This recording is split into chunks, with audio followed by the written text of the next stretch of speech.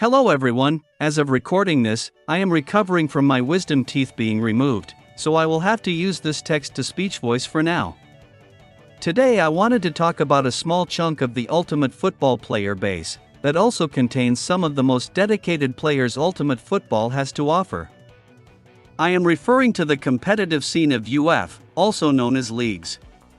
For this video, I want to break down the current state involving the meta and balancing side of the game, and how UF can improve it. Keep in mind, my solutions are mostly based around my opinion and what is best for the game. It is okay to disagree or have different opinions as long as it is civil. If you think you have a better idea, don't feel shy to write it out in the comments. I will try to give it a look when I can. Let's break down the meta on the defensive side of the competitive scene, since this will be the easiest to talk about. This is because the meta on defense mostly revolves around one single form of coverage. The coverage mainly includes a free safety, a middle linebacker, two cornerbacks also known as short left and right respectively, and two safeties paired with them, also known as deep left and right respectively, and finally, two rushers. Think of this like a weird distorted version of cover 3. The reason this coverage is often ran is mostly due to the fact that deep routes in Ultimate Football are very low risk for how rewarding they are.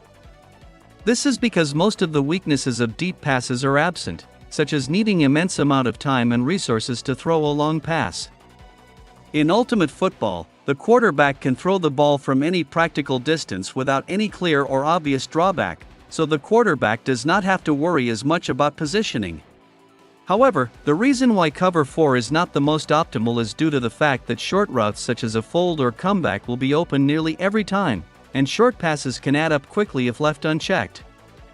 It seems very obvious that the offense, more specifically the quarterback, is the reason why the meta on defense is lacking diverse strategies. And before you ask, the meta has been the exact same since Football Universe days, all the way back in AFL Season 5. As for the offense, it is a bit more interesting since it features both running and passing plays. The main problem with the passing side is that the majority of passes end up being towards streaks and folds a majority of the time. Usually over 60% of passes are like this. I am fine with streaks and folds being in the game, but two routes dominating the meta by such a heavy margin isn't exactly what you call healthy or balanced in the slightest.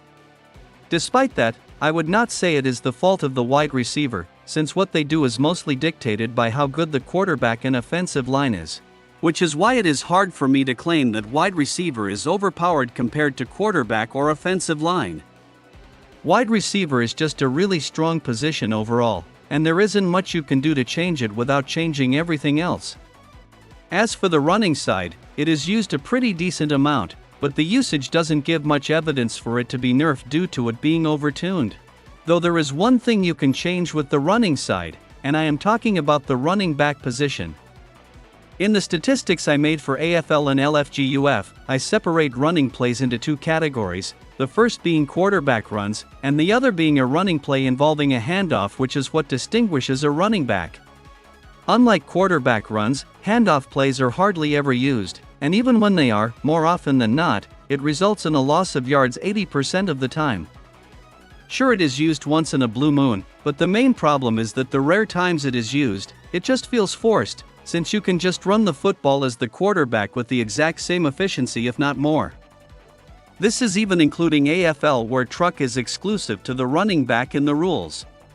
And look, I respect AFL for trying to balance the game and make running back good, but it should not be an unofficial league's job to balance the game, especially for a position that hasn't been relevant for 7 years and counting.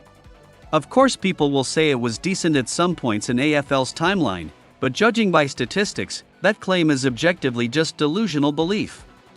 So that is why it felt so weird to me that the developers of UF chose to make changes to quarterback rather than a position that deserved it far more.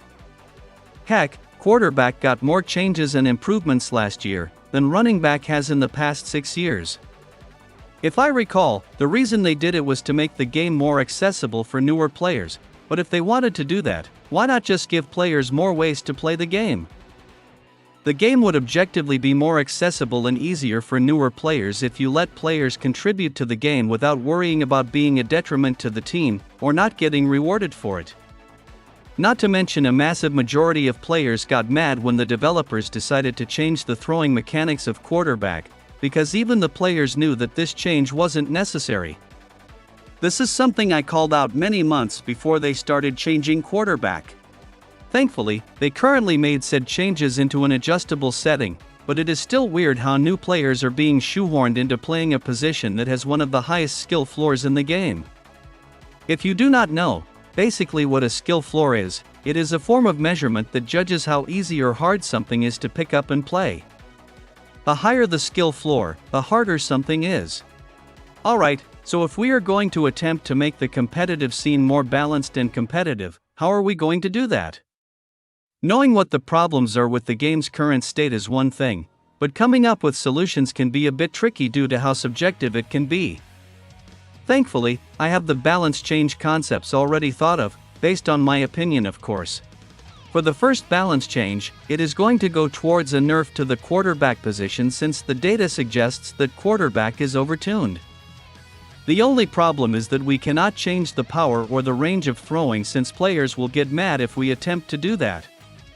That is why I am thinking we make every throw require having a certain amount of stamina, that scales the amount needed based on the distance of the throw. The farther the throw, the more stamina you need. Unfortunately, quarterbacks will not be too pleased with any nerf in general, but a nerf needs to happen. The changes are to make sure long passes are riskier and harder to attempt while minimizing the change's impact towards shorter passes. The change is not made to kill long passes because we still want them to be in the game, but players need to work harder to attempt them for how rewarding they are. It will also help defensive line have more consistent impact in games. As for laterals, make it so the throwing range gets cut completely in half to prevent any cheese, or any ability to get around the new throwing changes. This will only apply if a lateral is made, so keep that in mind. Along with the quarterback nerf, we will also be nerfing the blocking mechanic as a whole due to it being overtuned and unfair to play against more often than not. Since quarterback is getting a decent nerf, I think a small nerf to blocking will do for now. I feel like a 10% increase to the blocking cooldown, and a 20% decrease to the blocking effectiveness will be just fine. To compensate for the blocking nerfs, offensive line will get coins and XP for blocking if they are positioned behind line of scrimmage, and the amount of coins and XP earned for each block will be based on how far behind the offensive line is from the line of scrimmage, up to a certain limit. Supportive positions like O-line should be more rewarding in games, so this will help encourage players to continue playing the position. Along with that, blocking should get a rework in a future update. I know this part specifically is not much of a change for the competitive scene, but offensive line is considered a dying position in competitive leagues, and getting more casual players into the position is never a downside. However, it should still be enjoyable to play, hence why it should get a rework in the future to add more player and skill expression to blocking instead of just mashing the block button while praying lag doesn't screw you over. Now for the biggest change that should come to the game, the rework to running back. For me, I feel like reworking the position to fit the more complex style will help the game's lack of depth, along with not being complained about as much by casual players unless said rework is blatantly overpowered or does something running back should not be doing. If you want a simple rework, just give running back a simple dash. It's not unreasonably unrealistic and takes a decent amount of skill to use well. As for the more complex route, running back should get more than just a simple dash, but a whole arsenal of abilities. However, the running back can only choose one ability to use per play, provided a handoff is executed successfully. The running back will have to strategically pick what ability to use in the given situation in the heat of the moment, rewarding good decision making. I think 3 to 6 abilities should be enough to make the arsenal feel skill expressive while making sure the player isn't too overwhelmed. The abilities will be split into 3 archetypes: power, speed, and finally, utility. Power bulldozes through anyone and is good in 1v1 situations, but is not the best when against a crowd of defenders. Speed revolves around mobility to slip out of tough situations other abilities likely wouldn't, but is the hardest to use well, along with it being very punishable.